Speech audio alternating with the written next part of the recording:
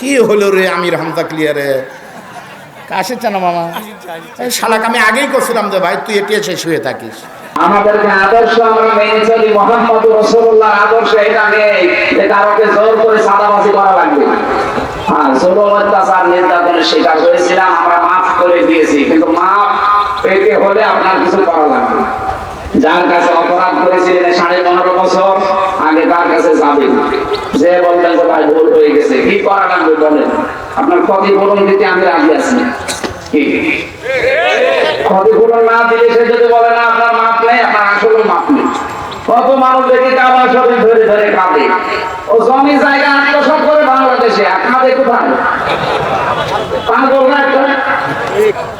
আরে ভাই, জমি জায়গা আত্মসাৎ করেন টাকা মেরে খান বাংলাদেশে, আর কাবা শরীফ সৌদি আরবে, ওখানে যে কাঁদছেন 650 কিলোমিটার দূরে, 6,500 কিলোমিটার দূরে। এত করে যে কান্নাকাটি করে লাভ আছে? আগে কাঁদবেন বগুড়ার ওই লোকটার কাছে, যার কারণে আপনি ব্যবসা করতে পারেন। আপনার কারণে, আপনার কারণে চাকরি পাইনি, আপনি মিথ্যা মামলা দিয়ে মিথ্যা সাক্ষী দিয়ে তাদের বছরের পরে বছর জেল কাটিয়েছেন, খুন করেছেন, বোম করেছেন, আয়না ঘরে হয়ে গেছে। এই কথা বলছেন না কেন? আগে তার কাছে যে মাছতাম যে ভাই আমার ভুল হয়ে গেছে, শুধু এতটুকু বললে হবে না। ও যদি বলে 15 বছরের শোধ চাই আমি ক্ষতিপূরণ চাই, 50 লাখ টাকা আমার দেওয়া লাগবে, আপনি তাই দেন, কারণ মাল তো কম কামাননি, টাকা আগে দেন তারপরে মাছতাম। কালকে একটা গান বলছিল, কে জানাইছে, আগে কি সুন্দর মাল কামাইতাম আমরা, আসলে তো তাই ছিল, খাবের সব মন তাদের বাপ দিয়েছি। আমরা জালেমদের এই পরিণতি থেকে শিক্ষা নিতে পারবো না। কোরআনের আয়াত থেকে আগামীতে আমরা যারা আসবো, কে আসবেন আমরা জানি না, আল্লাহ যাকে দেয় সে আসবে, কিন্তু সে যদি জালেম হয় তাদের বাড়ি ঘর 5 বছর পরে কিন্তু উজাড় হয়ে যাবে, পরিত্যক্ত হয়ে যাবে। কারণ যেখানে জুলুম করা হয় এই জায়গাটা আল্লাহ পুরা একেবারে অভিশপ্ত করে দেয়। এর বাস্তব প্রমাণে জালেমদের বাড়িগুলি। আল্লাহ তুমি আমাদেরকে বাঁচাও, বলেন আমিন। আমরা কোরআন কারিমের সূরা বাকারার 190 নম্বর আয়াতটা পড়েছি, এখানে 7টা বিষয় আছে। আমরা কোরআন থেকে কথা বলার জন্য যেহেতু বসেছি, আপনারা শুনবেন না? আল্লাহ রাব্বুল আলামিন বলেন, ওয়াকাতিলু ফি সাবিলিল্লাহিল্লাযীনা ইউকাতিলুনাকুম ওয়া লা তা'তাদু ইন্নাল্লাহা লা ইউহিব্বুল মু'তাদিন। এখন কত কিছু এর আগে বলা লাগে, যে শানে নজরুল আছে, ঐতিহাসিক প্রেক্ষাপট আছে। সূরা তেলাওয়াত আমরা করলাম, তাফসীর করার জন্য যে নিয়ম নীতিগুলো বলতে হয়, সময়ের অভাবে সব বাদ দিয়ে আমরা সরাসরি যাচ্ছি ব্যাখ্যায়। আল্লাহ পাক বলেন, কাতিলু, লড়াই করো। কে বলছেন? ফি সাবিলিল্লাহি, আল্লাহর রাস্তায়। একেবারে কাঁটা কাঁটা কথা বলুন, সেটার কোনো ব্যাস বস নেই। আল্লাহ বলেন লড়াই করো আল্লাহর রাস্তায়। এই আয়াত শুনেই মনে হচ্ছে আল্লাহ মনে হয় মারামারির পক্ষে। হ্যাঁ, কোরআনে কারিমে সূরা আনফালের ভেতরে আছে, নবীজিকে আল্লাহ জানিয়েছেন। সূরা আনফালের এটা 17 নম্বর আয়াত সম্ভবত। রব্বুল আলামিন নবীজিকে জানিয়েছেন, ফালাম তাকতুলুহুম ওয়ালাকিন্নাল্লাহা কাতালাহুম। হে নবী, আপনি তাদেরকে হত্যা করেননি, হত্যা করেছি আমি আল্লাহ নিজে তাদেরকে। এটা যখন নবীজি নিজে হিজরত করার জন্য বাড়ি থেকে বের হবেন, ওই সময় বিশ্ব নবীকে আল্লাহ বলেছিলেন শুধু একটু বালি হাতে নেন, সামনের দিকে ফিকে মারে, সূরা ইয়াসিনের কয়েকটা আয়াত তেলাওয়াত করে বাকি যা করা লাগে আমি আল্লাহর কুদরত করবে। নবীজি তো সামনের দিকে বালি মেরেছিলেন, কয়েকটা কাফেরের গায়ে লাগার কথা ছিল তাদের চোখে মুখে, কিন্তু চারিদিকে যারা দাঁড়িয়ে আছে 42 জন, এদের চোখে মুখে নাকে গেল কি করে? রব্বুল আলামিন পরবর্তীতে জানিয়েছেন, ওমা রামাইতা ইয রামাইতা ওয়ালাকিন্নাল্লাহা রামা। আপনি শুধু বালি নিক্ষেপ করেছিলেন, এতটুকু আপনার কাজ শেষ। বাকি যা করার আপনি কিছুই করেননি। ওইটা আমার জিবরাইল সঙ্গে সঙ্গে হাতে নিয়ে নেন, প্রত্যেকটা কাফেরের চোখে মুখের ভেতরে এটা দিয়ে দেয়। ওরা হাত জ্বলতে থাকে, চোখ জ্বলতে থাকে, মাঝখান থেকে আপনাকে আমি আল্লাহ বের করে দেই। এই ঘটনার ভেতরে যত মানুষকে আমরা হত্যা হতে দেখেছি, মরে যেতে দেখেছি, এই মানুষগুলোকে নবীজি একটাও মারেন নাই। প্রত্যেককে আল্লাহ দুনিয়া থেকে বিদায় করেছেন নিজে। ফালাম তাকতুলুহুম, আপনি একটাও মারেননি। ওয়ালাকিন্নাল্লাহা কাতালাহুম, বরং আল্লাহ তাদেরকে হত্যা করেছে। এই শব্দটা শুনলে অনেকে আজ খারাপ মনে করে, ইসলাম তাহলে মারামারি কাটাকাটি হত্যা। আরে ভাই, ইসলামের নিয়ম গুলো আল্লাহ বুঝে শুনে দিয়েছেন। কারণ মানুষের যা চরিত্র, এই যে 4 জন মানুষকে ছাত্রলীগ যদি সত্যি মেরে ফেলে, এখন তদন্ত হয়নি, যেহেতু বলতেছে ছাত্রপন্থী যারা, তারা যে ছাত্রলীগকে ভাড়া করে আমাদেরকে জবাই করা হয়েছে, এটা যদি সত্যি প্রমাণ হয়ে যায়, এই খুনিদেরকে আপনি শুধু ওয়াজ করে জীবন অবিরত রাখতে পারবেন না। এদেরকে যদি থামাতে হয়, আমার মনে হয় এদেরকে ঠিক ওইভাবে জবাই করে রাখবেন। ওরা 4 জন মেরেছে, ওদের 8 জনকে জবাই করে দিন, জনসম্মুখে দেখবেন এমনি টাইট হয়ে যাবে। কারণ এমনিতে ওরা নিষিদ্ধ। এখন বলছে ওরা নিষিদ্ধ না, রাস্তাঘাটে ফেলে কিন্তু মানুষ পিটাবে। এখন চরম পন্থা বেছে নিয়েছে করে, বিশ্ব মিডিয়ায় কিন্তু এগুলো ফোকাস হচ্ছে। 4 জন মেরেছেন তো 40 জনের খেসারত দেওয়া লাগবে। এতদিন এই মিথ্যাটা ইসলাম পন্থীদের উপর দিয়ে চালাতেন, যারা জঙ্গিবাদ, এরা জঙ্গি। এই নাটকটা এখন আল্লাহ ঘুরিয়ে আপনাদের উপরে খাটাবে। বলুন, র্যাবের ডিসি এখন যিনি নতুন দায়িত্ব পেয়েছে, দায়িত্ব পেয়ে প্রথম দিন ঘোষণা দিয়েছে বাংলাদেশে জঙ্গি যা ছিল সবগুলো নাটক।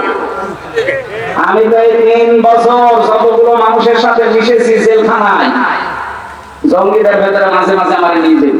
কিসের জঙ্গি? ওরা ছাত্র শিবিরের সদস্য ধরে নিয়ে এসে বলছে জঙ্গি।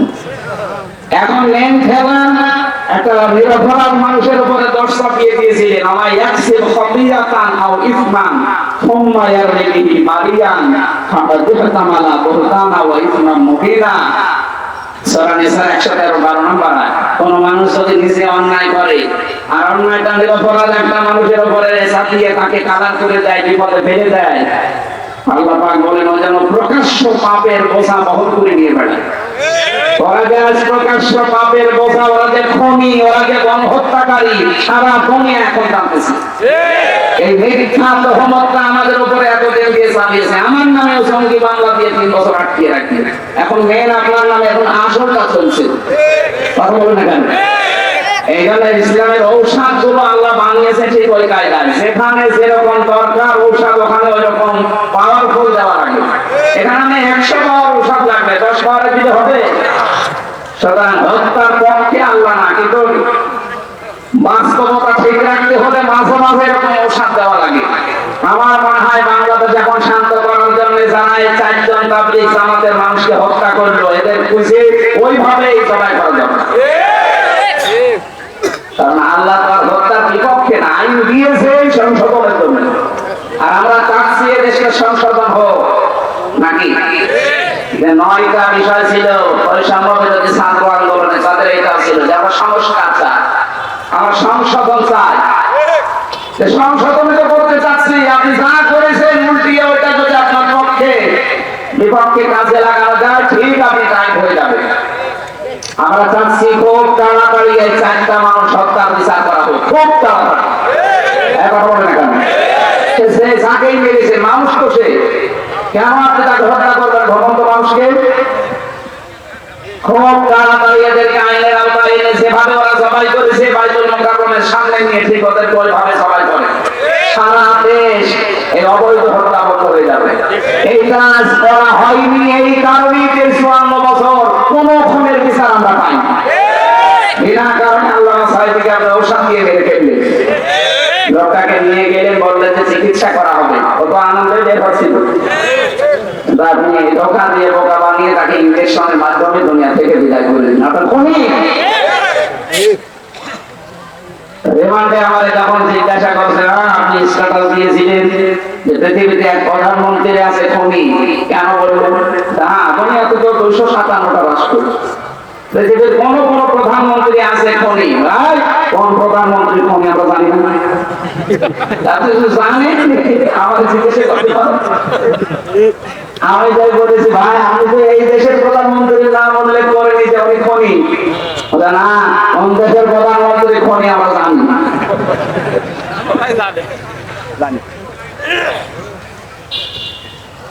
এই জন্য এখানে শাব্দিক অর্থ শুনে মনে হচ্ছে আল্লাহ মারামারি কাটাকাটি এ হত্যার পক্ষে না, আল্লাহ হত্যার পক্ষে না। আল্লাহ তাআলা হত্যা করার জন্য বলেছেন দুনিয়া শান্ত রাখার জন্য। এই কিসাসের ভেতরে মানুষের জীবন লুকিয়ে আছে। এটা যদি সত্যি ইসলাম না হয়, এই 54 বছর না 154 বছর পার হয়ে যাবে, দেশের অবৈধ হত্যা বন্ধ করা সম্ভব না। আমরা চাই আইনটা তাড়াতাড়ি করে পাস করে, যেহেতু দেশের সংবিধান এখন সংস্কার চলছে। 96% মুসলমানের দেশে, কত বলেন না কেন?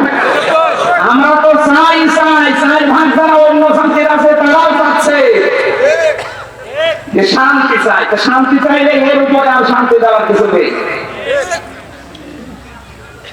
77টা আয়াত দিয়ে আল্লাহ একটা সূরা নাযিল করেছেন, নাম তার সংবিধান, সূরা ফুরকান। নাম কি? 77টা আয়াত আছে, 73টা ধারা আছে।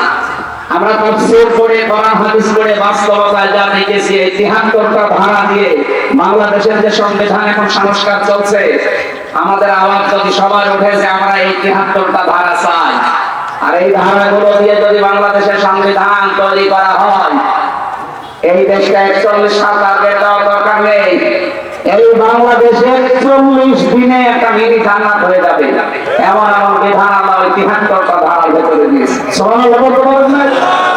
সংস্কার যখন চলছে, এই সংস্কার আমরা এই জন্য অবৈধ হত্যা বন্ধ করার জন্য আল্লাহ এই আদেশটা দিয়েছেন, অবাতিলু, তোমরা লড়াই করো, কতল করো। আল্লাহ কিন্তু একেবারে শব্দটা খুব কঠিন দিয়েছে, কারণ দুনিয়া শান্ত করা দরকার। আর এখন আমার মনে হয় এটা আরো বেশি দরকার। পৃথিবী শান্ত হয়ে যাওয়ার পরে কোন মানুষ যেন এখানে বিশৃঙ্খলা তৈরি না করে। সুতরাং এইটা যারা করছেন তাদের বিরুদ্ধে এখন সবাইকে ঐক্যবদ্ধ হওয়া ইমানের দাবি। এটা তাহলে কতল করা লাগবে, মারামারি করা লাগবে কার রাস্তায়? এই রাস্তাটাই আল্লাহ। নামাজ এটা আল্লাহর রাস্তা, রোজা আল্লাহর রাস্তা, হজ আল্লাহর রাস্তা। আলু করা কোরআনে পাই, আপনি বাইরে কোনো আয়াত বলেন। নামাজ পড়লেই এইটা ইসলাম, রোজা রাখলে এইটা ইসলাম, এটাই আল্লাহর পথ। এখন প্রশ্ন আসতে পারে না যে আমরা যে লড়াই করবো, সংগ্রাম করবো আল্লাহর রাস্তায়, আল্লাহর রাস্তা কোনটা? অধিকাংশ মানুষ যারা আছে এরা বলে আল্লাহর রাস্তা মানে নামাজ, আল্লাহর রাস্তা মানে রোজা রাখা, আল্লাহর রাস্তা মানে জিকির করা। না, কোরআনে এই সমস্ত নামে কোন জায়গায় ফিসাবিলিল্লাহ নেই। আল্লাহর রাস্তা মানে হয় ওয়াজাহিদু ফিসাবিলিল্লাহ ওয়া কাতিলু ফিসাবিলিল্লাহ। আল্লাহ এইটাই চায় যে আমার রাস্তায় জিহাদ হবে, আমার রাস্তায় কতল হবে, এইটাই আমার রাস্তা। এটা যদি আজ আমরা 18 কোটি মানুষ বুঝে ফেলতাম, পাশে যারা শত্রুতা করছে আশপাশের এই প্রতিবেশী নামে কলঙ্ক, এরা ভয়ে থাকে তো সবচেয়ে বেশি। আমি ওদের যত প্রদেশ ঘুরেছি, ওদের ভেতরে সবচাইতে বেশি ভয় মরণে। ওরা তাজিদান্নাহুম আহরাসান নাসি আলা হায়াতি ওয়া মিনাল্লাযিনা আশরাকু।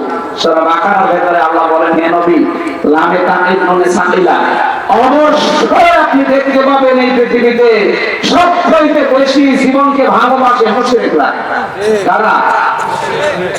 ওদেরকে একটু ভয় ধরিয়ে দিয়েছেন, এখন ভাই না দাদা না বাবা রাখতেছে। ওরা নিজেরাই বলেছিল যে ভিসা দেব না চিকিৎসার জন্য। না, তোদের দেশে আর না যাওয়ার কোনো দরকার নেই। আমরা যারা দায়িত্বে আছি দেশে, ডক্টর মোহাম্মদ ইউনূসকে আহ্বান জানাতে চাই, বাংলাদেশে দরকার হয় 2 টাকা করে আপনি দেবেন, প্রত্যেকের কাছে 2 টাকা 5 টাকা করে কালেকশন করেন, করে 8টা বিভাগে আন্তর্জাতিক মানের 8টা হাসপাতাল তৈরি করেন। দরকার হয় তুরস্কের কাছে, পাকিস্তানের কাছে, চীনের কাছে আপনি ধার নেন, কিছু ঋণ নিয়ে ধার নিয়ে 8টা বিভাগে 8টা আন্তর্জাতিক মানের হাসপাতাল বানিয়ে দেন, ওরা না খেয়ে মরবে। ওদের আলু ওদের পেঁয়াজ আজ বসে বসে নষ্ট হচ্ছে। আমাদের মনে হয় এখন ব্যবসা বাণিজ্য আন্তর্জাতিক যে বিষয়গুলো সব পাকিস্তানের সাথে, চীনের সাথে, তুরস্কের সাথে, এদের সাথে আঞ্জাম বেশি দেওয়া দরকার। এরা যেহেতু আল্লাহর ঘর ভেঙে ফেলে, এদের সাথে কোনো সম্পর্ক আমাদের আর নেই। কথা বলেন না কেন? ধর্মীয় প্রতিষ্ঠান ভেঙে ফেলে আপনি মানুষ, আপনি হিন্দুকে জিজ্ঞাসা করেন, সেও আপনাকে গালি দেবে। আজকে পঞ্চগড়ের কি রাধা রানী কি যেন নাম গালি দিচ্ছিল মোদীকে, তো মানুষটা একটু একটা জানোয়ার। আপনার নিজের ধর্মের লোক আপনাকে মানুষ বলে জানে না, কারণ আপনি আল্লাহ ঘর মসজিদে হাত দিয়েছেন। পৃথিবীর প্রত্যেকটি ধর্ম, কোন ধর্ম খারাপ কথা বলে না, কথা বলে না কেন? আর আমাদের তো একেবারে শান্তির ধর্ম। এই ধর্মের উপরে দুনিয়ায় কোন ধর্ম নেই, এটা প্রমাণ হয়ে গেছে। গত কয়েকদিন আগে আমি যশোরের কথা অনেক বিসিএস ক্যাডার হিন্দু, ওনাকে বলেছিলাম আমাদের ধর্মে জোর জবরদস্তি নেই স্যার, আমি আপনাকে জোরাজোরি করবো না, আপনাকে ইসলাম গ্রহণ করতেও আমি আহ্বান জানাবো না, আপনি শুধু আমার ধর্মীয় গ্রন্থটা একটু বুঝে পড়ে 3 মাস সময় দিন। যেহেতু জ্ঞানী মানুষ তো বিসিএস ক্যাডার তো এমনি হয়নি। 3 মাস পরে দেখলাম উনি নিজেই মুসলমান হয়ে গেছে। শান্তির ধর্ম এটা, যদি একটু আপনার বিবেকটা কাজে লাগান। এজন্য আল্লাহর রাস্তা শুধু নামাজ নয়, শুধু রোজা নয়, শুধু হজ নয়, শুধু দান সাদকা নয়, শুধু জিকির আজকার নয়। আল্লাহর রাস্তা হচ্ছে আলিয়াউমা আকমালতু লাকুম দীনাকুম ওয়া আতমামতু আলাইকুম নি'মাতি ওয়া রাদিতু লাকুমুল ইসলাম দীনান। পৃথিবীতে ইসলাম পরিপূর্ণ, এটা আল্লাহর রাস্তা। এর ভেতরে যদি নামাজ থাকে, এর ভেতরে আগে মধ্যেও থাকবে। কথা বলে না কেন? এই যে আমার বাড়ি মনে করেন এটা, এই বাড়িটা আমার, এখানে আমি 5 তলা বিল্ডিং এর মালিক, সবগুলো ভাড়া দিয়ে দিয়েছি। আমার বউ ছেলে মেয়ে একতলায় থাকে। এখন যদি শাহাবুদ্দিন সাহেব এসে বলে এখানে বাড়ি ঘর জারি হোক, এখানে নিয়ম নীতি আমার চলবে, এবং আপনার বউ ছেলে মেয়ে আমার কথায় উঠবে পড়বে। উনি যত বড় লোক হোক, ওনার কথা মানার টাইম আছে আমার? কথা বলে না কেন? বাস্তবতা এইটা। একটা ঘরের মালিক আমি, উনি বাইরের লোক এসে আমার কথা, ওনার কথা শোনার মতো টাইম আমার নেই, তাও মেয়ে মানুষ। আল্লাহ বলেন আল্লাহ লাহুল খালকু ওয়াল আমরু, এই জমিন আমার, এখানে আইনও চলবে আমার। ইনিল হুকমু ইল্লা লিল্লাহ, বানিয়েছি আমি এখানে বিধান দেওয়ার মালিককে। সেইটা বাদ দিয়ে যদি দুনিয়ার কারো বিধান এখানে চালু করার চেষ্টা করেন, আল্লাহ মেনে নেবে? এই জন্য তো আল্লাহ মানে না। আমাদের উচিত হবে, আমার ঘরে যেমন শাহাবুদ্দিন সাহেবের বিধান নিয়ম নীতি চলে না, আল্লাহর এই দুনিয়ায় এই জমিনে আল্লাহ বাদে কোনো মানুষের তৈরি করা আইন চলবে না। এটা অনেকে দুনিয়ার কাজ মনে করে এড়িয়ে যান, না, এইটা আসল কাজ। এইটার জন্য যদি কতল করা লাগে, মারামারি করা লাগে, মিছিল মিটিং করা লাগে, দল করা লাগে, যদি রায় দেওয়া লাগে, সব আমি এইটার জন্য করবো। কিন্তু পরের শব্দে আল্লাহ দিয়েছেন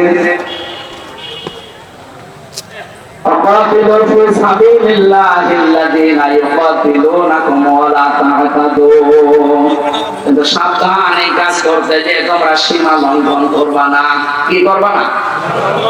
এই বিষয়টা সামনে নিয়ে আসা লাগবে আমাদের।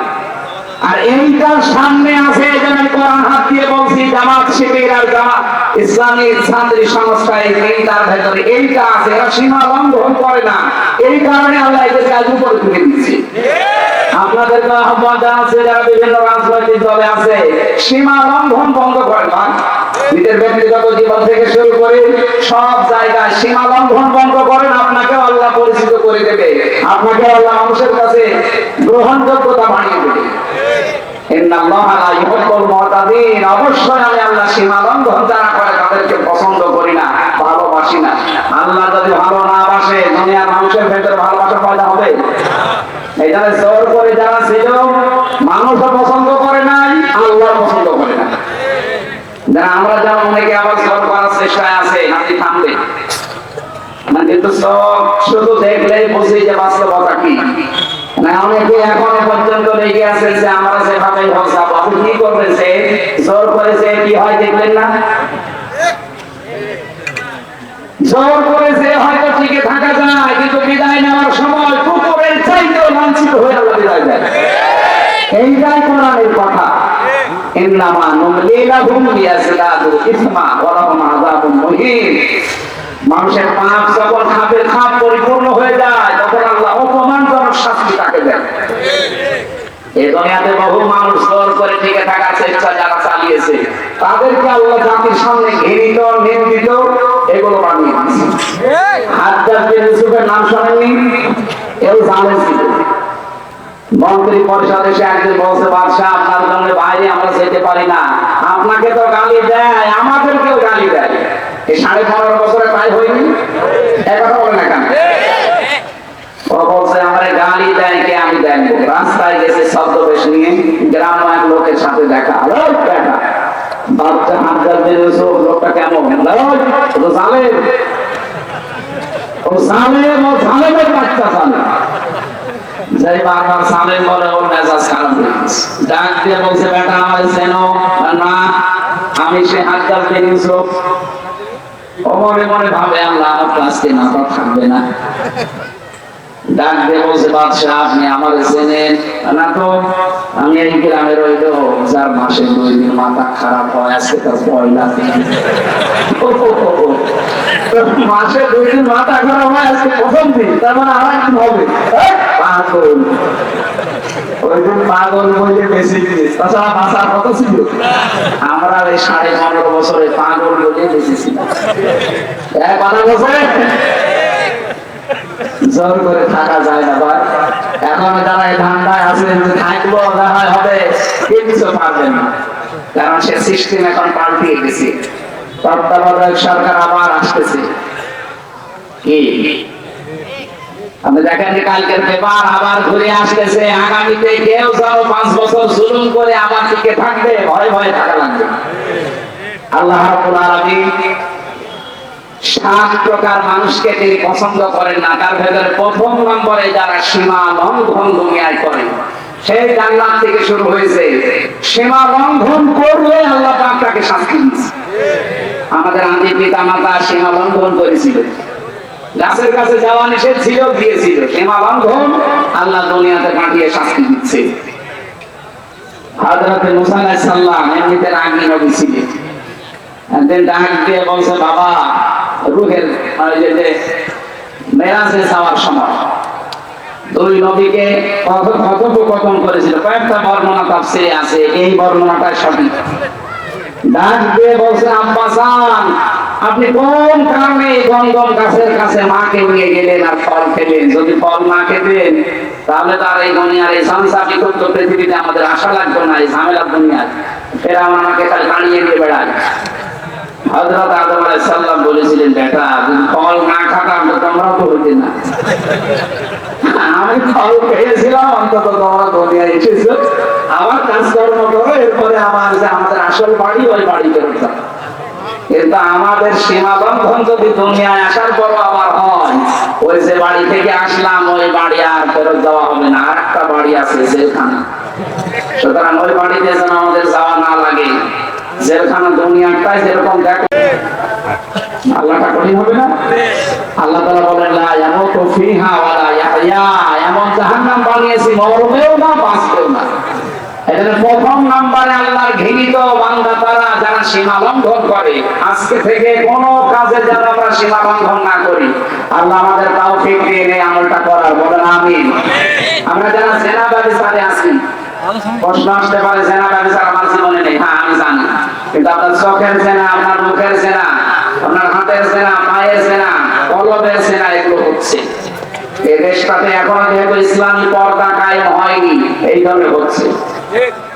কি 2টা ঔষধ আল্লাহ দিয়েছেন, যদি মেনে চলতে পারেন, আমি সহ প্রত্যেকে, সে যে বয়সে আছে প্রত্যেকেই যদি এই 2টা ঔষধ মেনে চলতে পারে আল্লাহর দেওয়া, তাহলে জেনা থেকে বেঁচে থাকা যাবে।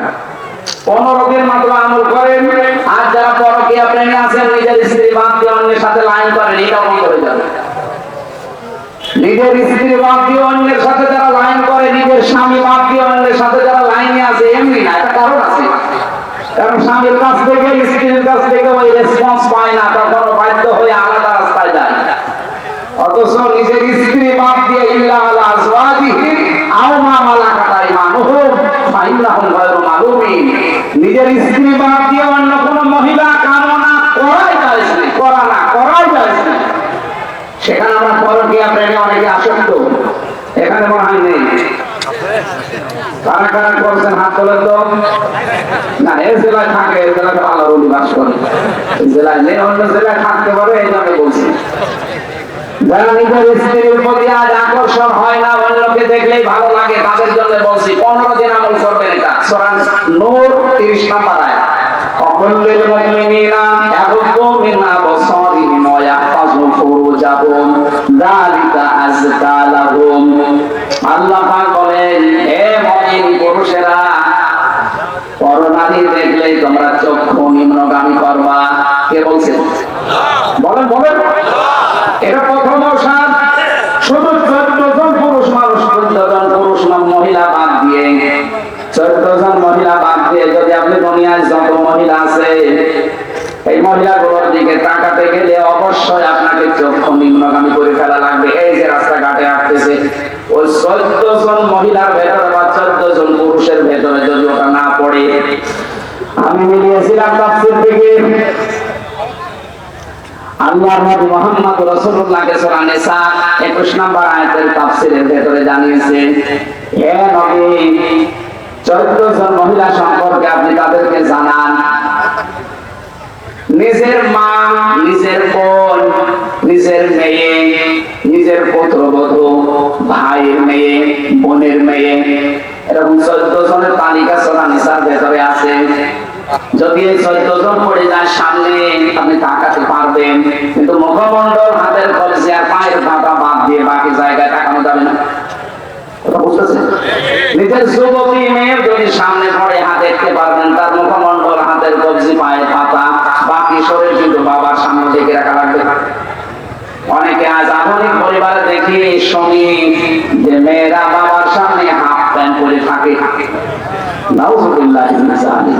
এজন্য অঘটন ঘটে যায়। আল্লাহর প্রতিটি বিধানের ভেতরে শিক্ষা আছে, মানে এই জন্য আমরা সব কথা বলছি। এই 14 জন মহিলা বাদ দিয়ে যারাই সামনে পড়বে, মন যদিও চাই কন্ট্রোল করে চক্ষু নিম্নগামী করবে। আর লজ্জায় স্থানের হেফাজত করা লাগবে। 15 দিন একটু কাজ করে দেখেন, দুনিয়ার কোন মহিলার প্রতি আপনার আকর্ষণ যাবে না, তখন সব আকর্ষণ আপনার জায়েজ স্ত্রীর প্রতি যাবে। আল্লাহ আমি সহ যারা আসলাম এই ঔষধগুলো মেনে চলার তৌফিক দিন। 2 নম্বরে লজ্জায় স্থানের হেফাজত করা বড় কঠিন হয়ে গেছে এই আকাশ সংস্কৃতির কারণে। এগুলো সব এখন আমাদের কাছে আসে। এই জায়গায় যে কত কঠিন নিজেকে কন্ট্রোল করার, বিশেষ করে যুবক মানুষ যারা, আমি সহ যারা আছে, আমাকে সহ আল্লাহ প্রত্যেককে যেন নিজের পক্ষ থেকে সাহায্য করে এই জেনা থেকে বাঁচার তৌফিক দেন। আমিন, আল্লাহুম্মা আমিন। লা ইলাহা ইল্লা আনতা সুবহানাকা ইন্নী কুনতু মিনাজ জালিমিন। আল্লাহ তাআলা এখন নামাজ হবে জোহরের, এজন্য আমরা শেষ করে দিয়েছি। যেভাবে আরম্ভ করেছিলাম, আমাদের কয়েক ঘন্টা আমরা চলতাম, কেউ চলে যেত না। কোরআনে কারীম শোনার জন্য, বোঝার জন্য মানুষগুলো এত পাগল হয়ে আছে। আল্লাহ তাআলা মেহেরবানি করে আজকের প্রথম শিক্ষা, জীবনের সীমা লঙ্ঘন থেকে আমাদেরকে বাঁচাও। রব্বুল আলামিন, দেশটা তুমি স্বাধীন করে দিলে, দেশটাতে তোমার কোরআনের আইন জারি করে দাও। তোমার বান্দা বান্দীদের মন দিয়ে তোমার আইনের দিকে ঝুঁকিয়ে দাও। যারা চেষ্টা চালাচ্ছে দেশে কোরআনের আইন কায়েম করার জন্য, তাদের তুমি হামে ও নাসির হয়ে দাও। মা বোন যারা এসেছে, আল্লাহ মা বোনদেরকে ফাতেমার মতো, খাদিজার মতো বানিয়ে দাও। তাদেরকে পর্দায় থাকার তৌফিক দাও। এই মাদ্রাসাটা যিনি প্রতিষ্ঠা করেছিলেন শহীদ আল্লামা দেলোয়ার হোসেন সাইজি রহমাতুল্লাহ আলাইহি, এই মাদ্রাসার কারণে তাকে তুমি মাফ করে দাও। আমিন। তার কবরটা জান্নাতুল ফেরদাউস বানাও। যতক্ষণ সেখানে লেখাপড়া করে এদের মেধাসিটি করে দাও। এদের কোরআনের আয়াত পড়ার সওয়াবগুলো শহীদ আল্লামা দেলোয়ার হোসেন সাইজি রহমাতুল্লাহ আলাইহির কবরে পৌঁছিয়ে দাও। যারা এর সঙ্গে জড়িত আছে, মাদ্রাসার মহাতামিম, অধ্যক্ষ, সভাপতি, সেক্রেটারি যারা আছে, মোতাওয়াল্লি, যারা সাহায্য করে নবীর এই ঘরকে, তুমিও তাদের সাহায্যকারী হয়ে যাও। আমি সরকার, আমরা অসুস্থ আছি, প্রত্যেকে শেফায়ে কামিলা আজেলা নসিব করো। যে ষড়যন্ত্র চলছে এই প্রতিবেশী নামে কলঙ্ক, এই অমানুষদের দ্বারা, আল্লাহ ওদের কপালে তো হেদায়েত নেই, তুমি বলে দিয়ে দিয়েছো, আল্লাহু লা ইয়াহদিল কওমাস সালিমিন, জালেমদের তুমি হেদায়েত দাও না, দেও না। সুতরাং এদের চক্রান্ত ষড়যন্ত্র থেকে আমাদেরকে বাঁচাও। রব্বুল আলামিন বিশ্বের মুসলমানদেরকে তুমি সব এক এবং এক বানিয়ে দাও। আগামীর বাংলাদেশ কোরআনের হাতে আল্লাহ তুলে দাও। চর্ম চোখে যেন অন্তত দেখতে পারি এ দেশটা তোমার কোরআনের আইন দ্বারা চলছে। তখন কার কাছে আজরাইল এসে যায় জানি না, যখনই আজরাইল আসবে একটা বারের জন্যও যেন বরকত